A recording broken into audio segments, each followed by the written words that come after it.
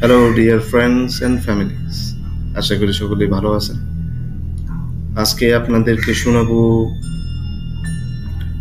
কামিনী, লিখেছেন শরদিন্দু বন্দ্যোপাধ্যায়। স্টেশনে ট্রেন থামিতেই হেডকোট পরা সুরনাথবাবু নামিয়া পড়লেন। স্টেশন ছোট, তাহার সংলগ্ন জনপদটিও বিস্তীর্ণ নয়। ট্রেন 2 মিনিট থামিয়া চলিয়া গেল। সুরনাথ ঘোষ একজন পোস্টাল ইন্সপেক্টর। সম্প্রতি এদিকটার গ্রামাঞ্চলে কয়েকটি নতুন পোস্ট অফিস খুলিয়াছে। সুরনাথবাবু সেগুলো পরিদর্শন করিতে আসিয়াছে। ইতিপূর্বে তিনি এদিকে কখনো আসেননি। ছোট সুটকেসটি হাতে লইয়া তিনি স্টেশন হইতে বাহির হইলেন। সঙ্গে অন্য কোনো লটবহর নাই। সুটকেসের মধ্যে আছে এক সেট পেন্টুলুন, ধুতি, গামছা, সাবান, দাঁত মাজিবার পুরুষ ইত্যাদি। স্থানীয় পোস্ট অফিসটি স্টেশনের কাছেই। ডাক এবং তার 2 আছে, কিন্তু সবই শহরের অনুপাতে। একজন পোস্টমাস্টার, একটি কেরানি, 2 জন পিয়ন। পোস্ট অফিসের পশ্চাৎভাগে পোস্টমাস্টার সপরিবারে বাস করেন। বেলা আন্দাজ 11টার সময় সুরনাথবাবু পোস্ট অফিসে আসিয়া নিজের পরিচয় দিলেন। পোস্টমাস্টার খাতির করিয়া তাহাকে ভিতরে লইয়া গেলেন। দ্বিপ্রহরের আহারাদির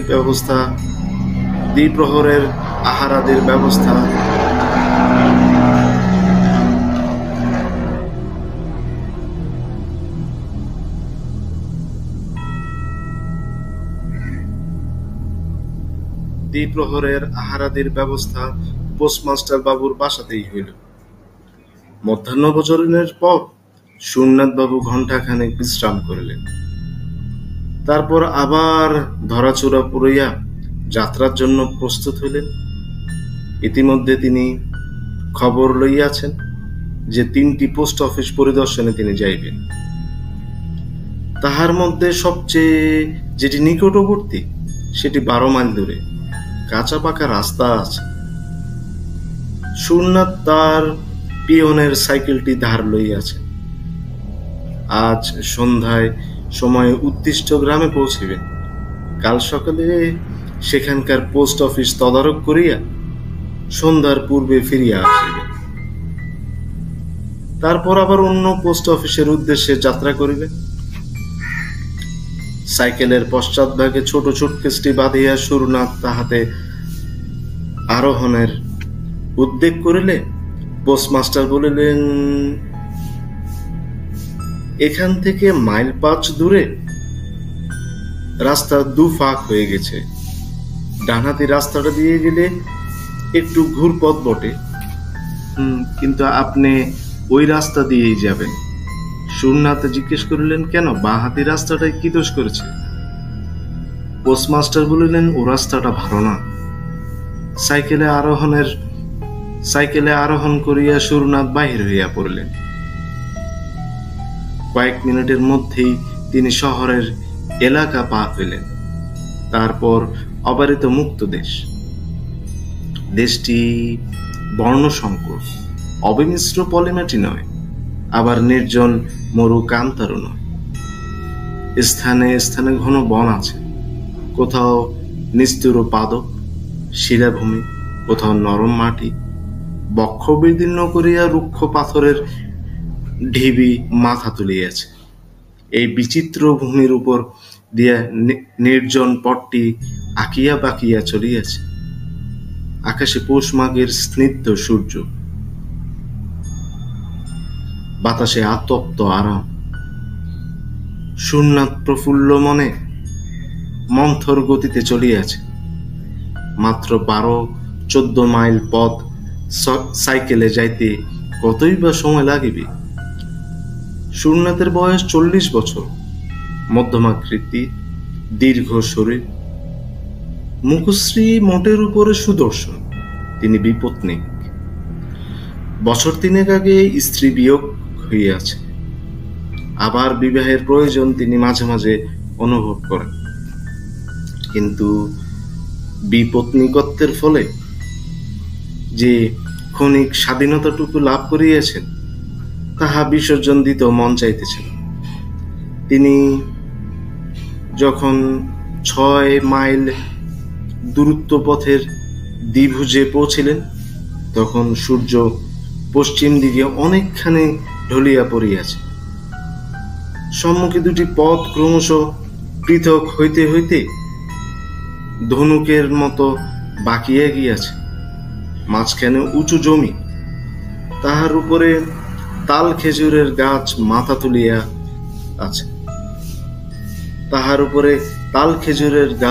তুলিয়া আছে। হঠাৎ কোথাও হইতে ক্ষুদ্র এক খণ্ড কালো মেঘ আসিয়া সূর্যকে ঢাকিয়া দিল। চারিদিকে অস্পষ্ট ছায়াচ্ছন্ন হইয়া গেল।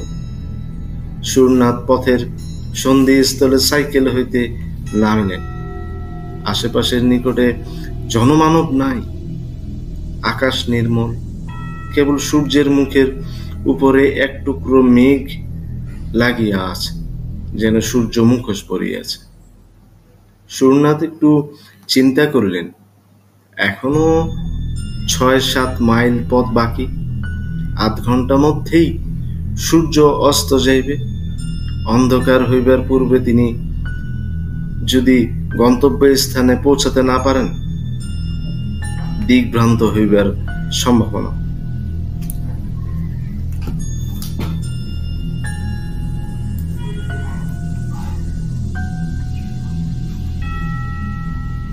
পোস্টমাস্টার বলিয়াছেন বাহাতি রাস্তা ভালো না, কিন্তু দৈর্ঘ্যে ছোট, সুতরাং বাহাতি রাস্তা দিয়ে যাওয়াই ভালো। সুরনাথ সাইকেল বাহাতি রাস্তা ধরলেন। পোস্টমাস্টার মিথ্যা বলেন নাই। পথ অসমতল ও প্রস্তরকীর্ণ, কিন্তু সাবধানে চলিলে আছাড় খাইবার ভয় নাই। সুরনাথ সাবধানে অথচ দ্রুত সাইকেল চালালেন। সূর্যের মুখ হইতে মেঘ কিন্তু নড়িল না। মনে হইল মুখোশ আটিয়াই সূর্যদেব অস্ত যাইবেন। মিনিট করে সাইকেল চালাইবার পর সুরনাথ সামনে একটা দৃশ্য দেখিয়া আশাম্বিত হইয়া উঠিলেন। অস্পষ্ট আলোতে মনে হইল যেন রাস্তার দুধারে ছোট ছোট কুটির দেখা যাইতেছে। দু একটা আবছায়া মূর্তিও যেন ইতস্তত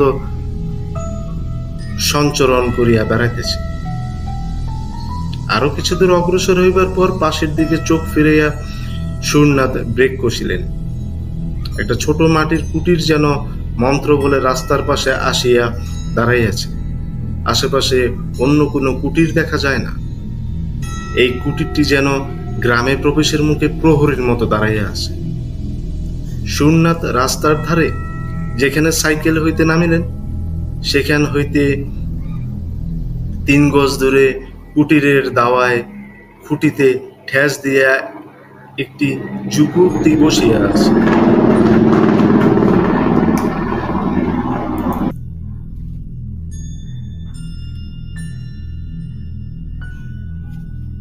সুরনাথের চোখের সহিত তাহার চোখ চুম্বকের মতো আবদ্ধ হইয়া গেল। চাষার মেয়ে, গায়ের রং মাজা পিতলের মতো পিতাভ, দেহ যৌবনের প্রাচুর্যে ফাটিয়া পড়িতেছে। মুখের ডহল শ্রুদীর, তাহাতে প্রগলবতার সমাবেশ। মাথার অবিন্যস্ত চুলের প্রান্তে একটু পিঙ্গলতার আভাস। চোখের তারা বড় বড়। পরিধানে কেবল একটি কস্তাপার শাড়ি, অলঙ্কার নাই। সধবা কি বিধবা কি কুমারী বোঝা যায় না। তার দিকে কিছুক্ষণ চাহিয়া থাকিলে মনে হয় যেন আগুন রাঙা চুল্লির দিকে চাহিয়া আছে। হ্যাঁ গো, তুমি কোথায় যাবে? যুবতী প্রশ্ন করিল। দাঁতগুলো কুন্দ শুভ্র, গলার স্বর গভীর ও ভরাট, কিছু বলিবার ভঙ্গি গ্রাম্য। সুরনাথের বুকের মধ্যে ধকধক করিয়া উঠিল।